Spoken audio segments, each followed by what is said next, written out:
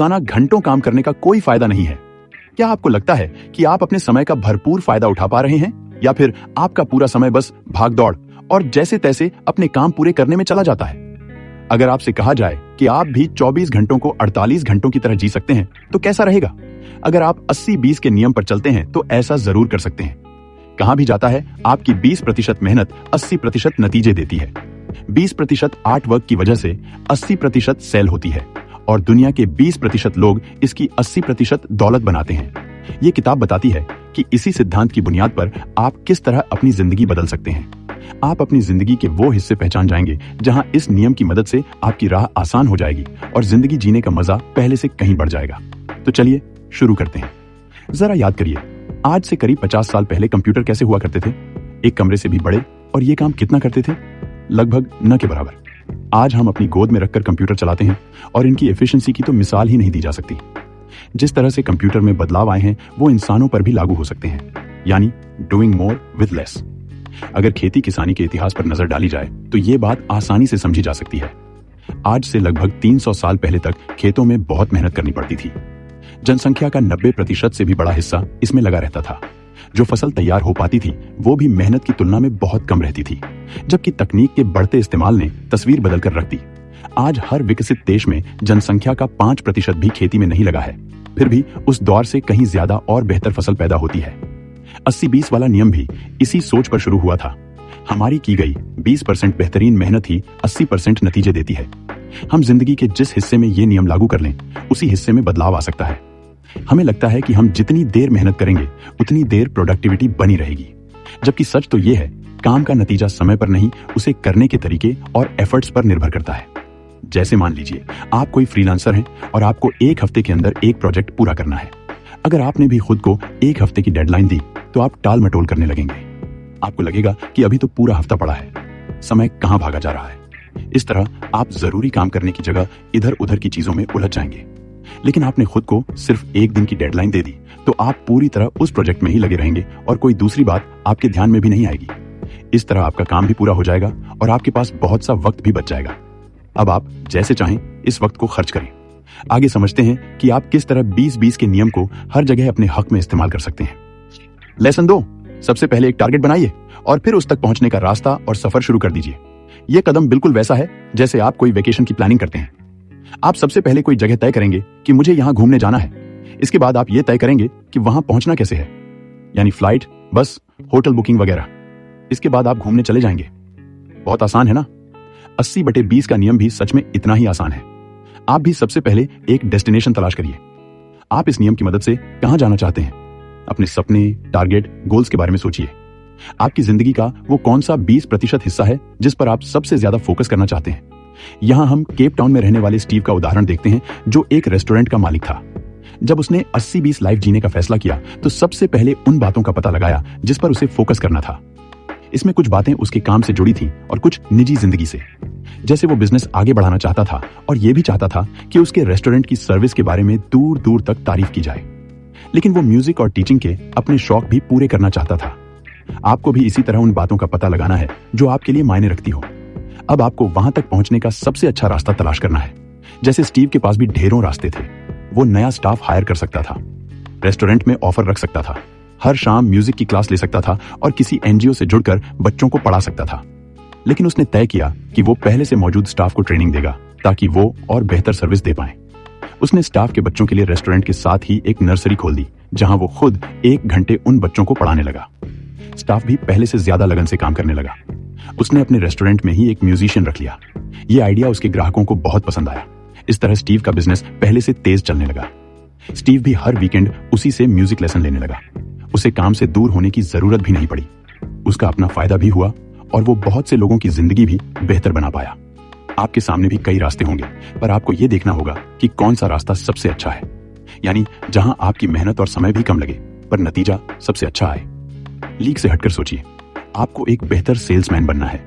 इसके लिए आप किताबें पढ़ सकते हैं, कोई कोर्स ज्वाइन कर सकते हैं, कोई सर्टिफिकेट ले सकते हैं, किसी ऑफिस में इंटर्नशिप या नौकरी कर सकते हैं। आपको यह तय करना होगा कि कौन सा रास्ता आपके लिए सबसे आसान और सबसे छोटा होगा। लेकिन ये याद रखिए कि आपका चलते रहना जरूरी है। नतीजे पाने हैं तो कोशिश करनी ही होगी। लेकिन ये भी याद रखिए कि आप कम से कम में ज्यादा से ज्यादा पाने की सोच पर चल रहे हैं। लेसन 3, अपना हैप्पीनेस आइलैंड पहचानिए। नेचुरल रिसोर्स की कमी पर हर तरफ चर्चा होती है, लेकिन समय की कमी से भी तो हम सब जूझ रहे हैं। ये वाकई बहुत कीमती है, लेकिन 20 का नियम जिस चीज पर सबसे ज्यादा असर करता है वो है आपका वक्त। अब आप चाहे कोई पेंटर हो, शेफ या फिर पोस्टमैन, अगर आपने ये तय कर लिया कि आप कड़ी मेहनत करके अपना काम जल्द से जल्द खत्म कर लेंगे, तो आपका काम भी बेहतर होने लगेगा और खाली समय की भरमार होने लगेगी। सोच तो बहुत अच्छी है, पर इसे हकीकत में कैसे बदला जाए? अपने हैप्पीनेस और अचीवमेंट आइलैंड्स का पता लगाइए। हैप्पीनेस आइलैंड दिन भर में वो वक्त होता है जब आप सबसे ज्यादा खुश महसूस करते हैं। अचीवमेंट आइलैंड्स वो वक्त होता है जब आप सबसे ज्यादा क्रिएटिव और प्रोडक्टिव होते हैं। जब आपको ये दोनों पता लग जाते हैं, तब अपना आउटपुट बहुत बढ़ा सकते हैं। रिचर्ड एडम्स ने भी यही किया। वो ब्रिटिश सिविल सर्विस में अधिकारी थे। उनको लंबे घंटों तक ये बोरिंग नौकरी करनी पड़ती थी, लेकिन काम खत्म करने के बाद उनके पास खुशी के ढेरों पल होते थे। खासतौर पर जब वो अपनी बेटियों को कहानी सुनाया करते। उन्होंने अपने इन हैप्पीनेस आइलैंड्स पर फोकस करना शुरू कर दिया। वो इन कहानियों को लिखने लगे और इसे वाटरशिप डाउन नाम की किताब की शक्ल दे दी। ये उनकी बेस्ट सेलिंग किताब बन गई। अगर वो किताब लिखने के लिए सही समय का इंतजार करते तो शायद कभी सफलता नहीं मिल पाती। इसलिए समय की कमी का रोना छोड़कर समझदारी दिखाइए और जितना समय आपके हाथ में है उसे अपनी मुट्ठी में कर लीजिए। एक ना एक दिन चमत्कार हो जाएगा। लेसन 4, 80-20 के नियम से बचत और निवेश करके अपना गोल पूरा करें। आपने ये तो सुना ही होगा कि अमेरिका की 80% दौलत वहां के 20% लोगों के पास है। इनमें से ज्यादातर लोगों ने 80-20 के नियम से ही ये दौलत कमाई है, यानी आप थोड़े से पैसे लगाकर मनचाहा भंडार बना सकते हैं। उन्होंने कंपाउंडिंग पर भरोसा किया, यानी पैसे पर पैसा बनाना। आप भी इस तरह समझदारी से पैसा बना सकते हैं, जैसे लॉन्ग टर्म के लिए स्टॉक मार्केट में इन्वेस्ट करना। कुछ समय ऐसा भी हो सकता है जब आपका इन्वेस्टमेंट ज्यादा न बढ़े, पर लंबे समय तक इन्वेस्टमेंट बनाए रहेंगे तो आपका फायदा जरूर होगा। जैसे वर्ल्ड वॉर 2 के बाद एन श्राइबर नाम की एक महिला ने मार्केट में $5000 लगाए थे। साल 1995 में, यानी लगभग 50 साल बाद, वो पैसे बढ़कर $22 मिलियन बन चुके थे। इन्वेस्टमेंट के लिए आपको कुछ कैपिटल तो चाहिए। अगर आप थोड़ी थोड़ी बचत करते रहें तो ये इतना मुश्किल भी नहीं होगा। जैसे आजकल स्वीप इन अकाउंट्स का बहुत चलन है। इस तरह नियम से आपके कुछ पैसे फिक्स्ड डिपॉजिट में आ जाते हैं। आप SIP भी कर सकते हैं, जिसमें अकाउंट से ही सीधे सीधे स्टॉक मार्केट में नियमित रूप से इन्वेस्टमेंट हो जाता है। आपका एक रूटीन भी बना रहता है, डिसिप्लिन भी, और भूलने की गलती भी नहीं होती। स्टीव और हेलेन नाम का एक कपल $60,000 का एक मकान खरीदना चाहते थे। ये उनका 8-20 गोल था।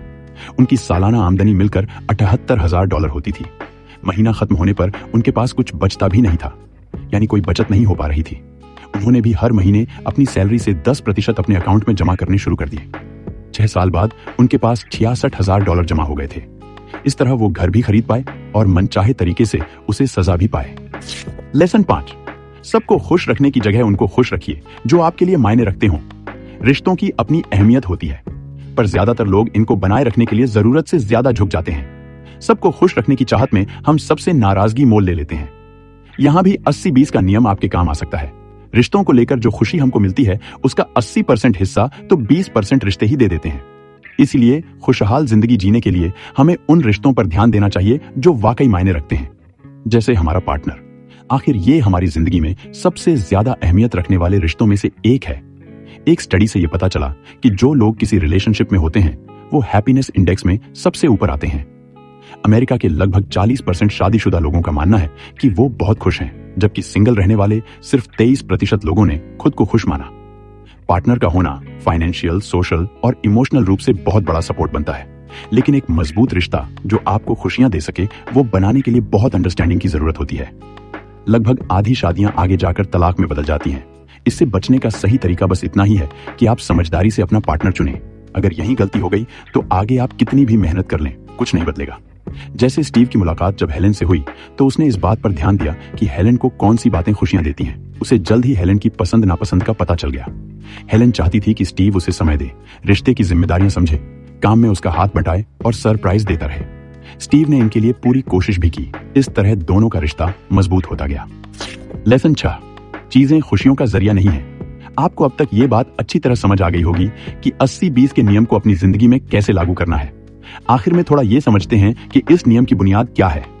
एक अच्छी जिंदगी जीने का राज है सादगी, यानी सिंप्लिसिटी। लेकिन एक अच्छी जिंदगी होती क्या है? इसके जवाब पर तो फिलोसफर्स और स्कॉलर्स सदियों से दिमागी कसरत करते आए हैं। एपिक्यूरस की फिलॉसफी का जवाब 80-20 के नियम से मेल खाता है।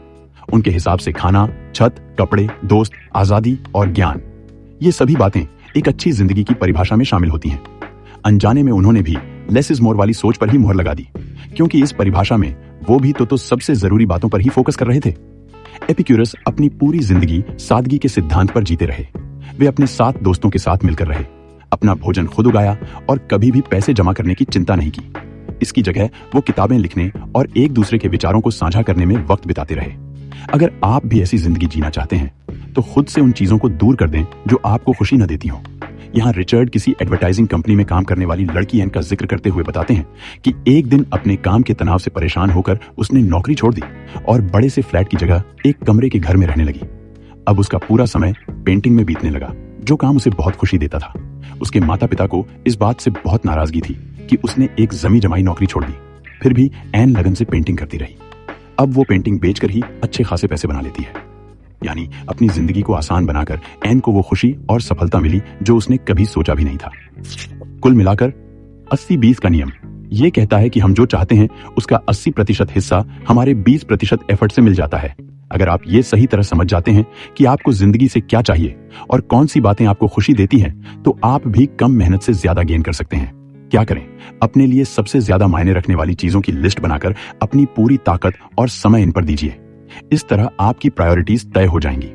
इससे एक फायदा और होगा कि जब आपका पूरा ध्यान इस तरफ होगा तो दूसरी कोई परेशानी या दूसरे आपके बारे में क्या सोचते हैं, इस बात से आपको फर्क पड़ना बंद हो जाएगा।